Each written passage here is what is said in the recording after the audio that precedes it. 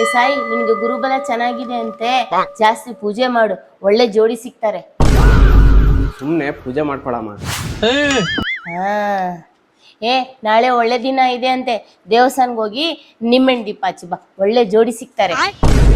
ಏ ಸುಮ್ನೆ ಹೋಗಮ್ಮ. ಏ ಸಾಯಿ, ಇವತ್ತಿನಿಂದ ನೀನು 1 ತಿಂಗಳು ನಾನ್ ವೆಜ್ ತಿನ್ಬೇಡ, ನಿನ್ಗೆ ಒಳ್ಳೆ ಜೋಡಿ ಸಿಗ್ಬೇಕು ಅಂತ ಹರಕೆ ಹೊತ್ಕೊಂಡಿದೀನಿ. ನಿನ್ ಹರಕೆಗೆ ನಾನ್ಯಾಕಮ್ಮ ನಾನ್ ವೆಜ್ ತಿನ್ಬಾರ್ದು? ಇದ್ಯಾವ ತರ ಲಾಜಿಕ್ಕು? ಇವಾಗ ನಿಂಗೇನು ನಂಗೆ ಒಳ್ಳೆ ಜೋಡಿ ಹುಡುಕ್ಬೇಕು ಅಷ್ಟೇ ಅಲ್ವಾ? ಅದಕ್ಕೆ ಅಂತ ಜೋಡಿ ಆ್ಯಪ್ ಇದೆ ಅಲ್ವಾ? ಜೋಡಿ ಅಪ್ಪ? ಹಾ, ಮ್ಯಾಟ್ರಿಮೋನಿ ಆ್ಯಪು.